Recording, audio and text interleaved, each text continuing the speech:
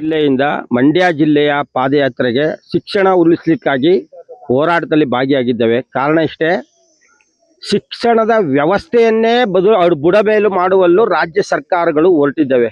ಕಾರಣ ಏನು ಅಂದರೆ, ಅವರು ರಾಜಕಾರಣಿಗಳು, ಉದ್ಯಮಿಗಳು ಮತ್ತು ಫೈನಾನ್ಸಿಯರುಗಳು ಏನು ನಡೆಸ್ತಾ ಇದ್ದಾರೆ ಶಿಕ್ಷಣ ಮತ್ತು ಆರೋಗ್ಯ ಇಲಾಖೆಯನ್ನ, ಅಲ್ಲಿಗೆ ಶಿಕ್ಷಣವನ್ನ, ಸರ್ಕಾರಿ ಶಿಕ್ಷಣ ಇಲಾಖೆಯನ್ನು ಮುಚ್ಚಿ ಅಥವಾ ಸರ್ಕಾರಿ ಆಸ್ಪತ್ರೆಗಳನ್ನ ಮುಚ್ಚಿ ಖಾಸಗೀಕರಣಕ್ಕೆ ಇಂಡೈರೆಕ್ಟ್ ಆಗಿ ಜನರನ್ನ ದೂಡುವಂತ ಕೆಲಸವನ್ನ ಮಾಡ್ತಾ ಇದ್ದಾರೆ.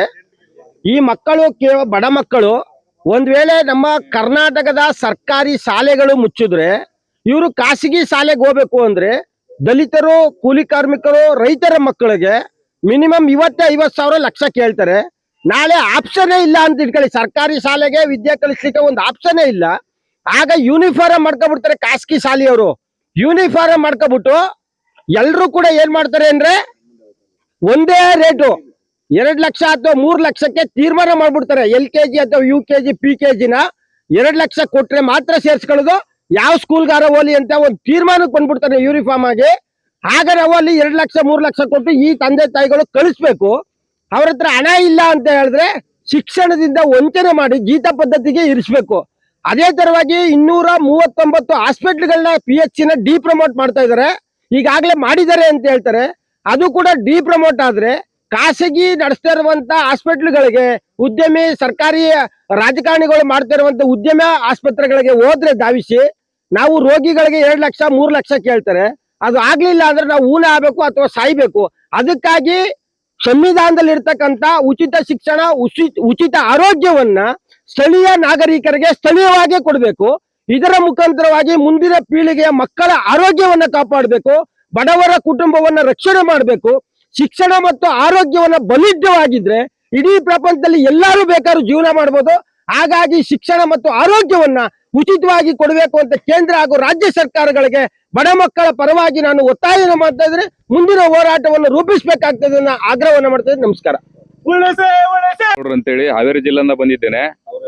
ಇಡೀ ಕರ್ನಾಟಕದಲ್ಲೇ ಈ ಮಂಡ್ಯ ಅಂತಕ್ಕಂಥ ಜಿಲ್ಲೆ ಸುಪ್ರಸಿದ್ಧವಾದದ್ದು. ಇಲ್ಲಿ ಸಾಕಷ್ಟು ಕಲಾವಿದರು, ಚಿತ್ರ ನಿರ್ಮಾಪಕರು, ಆಮೇಲೆ ಕಬ್ಬು ಬೆಳೆಗಾರರು, ಆಮೇಲೆ ಉದ್ಯೋಗಸ್ಥರು, ಬಿಸ್ನೆಸ್ ಮ್ಯಾನ್ಗಳು ಸಾಕಷ್ಟು ಜನ ಇದ್ದಾರೆ. ಆದ್ರೆ ಒಂದು ದೊಡ್ಡ ದುರಂತ ಏನಂತ ಹೇಳಿದ್ರೆ, ಇದೇ ಮಂಡ್ಯ ಜಿಲ್ಲೆಯಲ್ಲಿ 350ಕ್ಕೂ ಸರ್ಕಾರಿ ಶಾಲೆ ಹೆಚ್ಚು ಮುಚ್ಚಿದೆ ಅಂತ ಹೇಳಿದ್ರೆ ಇದು ದೊಡ್ಡ ದುರಂತವೇ ಸರಿ. ಯಾಕಂತ ಹೇಳಿದ್ರೆ ಇಲ್ಲಿನ ನಿರ್ಮಾಪಕರಾಗ್ಲಿ, ಆಮೇಲೆ ಚಲನಚಿತ್ರ ಹೀರೋಗಳಾಗ್ಲಿ, ಹೀರೋಯಿನ್ರಾಗ್ಲಿ ಇಲ್ಲಿ ಮಂಡ್ಯ ಜಿಲ್ಲೆಯಿಂದ ಸಾಕಷ್ಟು ಹೆಸರನ್ನ ಮಾಡಿದ್ದಾರೆ. ಆದ್ರೆ ಯಾವುದೇ ಒಬ್ಬ ನಟರಾಗ್ಲಿ, ರಾಜಕಾರಣಿ ಆಗ್ಲಿ, ಒಬ್ಬ ಶಿಕ್ಷಣ ಪ್ರೇಮಿಗಳಾಗ್ಲಿ ಈ ಶಾಲಾಭಿವೃದ್ಧಿ ಬಗ್ಗೆ ಕುರಿತು ಯಾವುದೂ ಕೂಡ ಇಲ್ಲಿ ಮಂಡ್ಯ ಜಿಲ್ಲೆಯಿಂದ ಧ್ವನಿಯನ್ನ ಎತ್ತಿಲ್ಲ.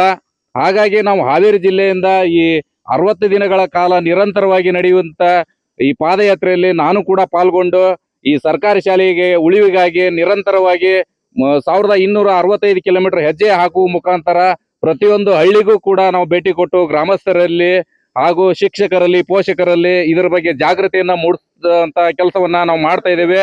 ಹಾಗಾಗಿ ಸರ್ಕಾರಿ ಶಾಲೆ ಉಳಿಲೇಬೇಕು. ಯಾವುದೇ ಕಾರಣಕ್ಕೂ ಸರ್ಕಾರಿ ಶಾಲೆಯನ್ನ ಮುಚ್ಚಲಿಕ್ಕೆ ನಾವು ಬಿಡೋದಿಲ್ಲ.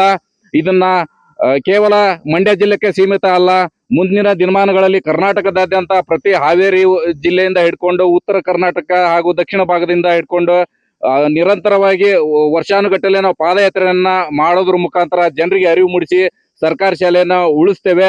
ಹಾಗೂ ಯಾವುದೇ ಕಾರಣಕ್ಕೂ ಸರ್ಕಾರಿ ಶಾಲೆಯನ್ನ ಮುಚ್ಚಲಿಕ್ಕೆ ಬಿಡೋದಿಲ್ಲ. ಜೈ ಹಿಂದ್, ಜೈ ಕರ್ನಾಟಕ.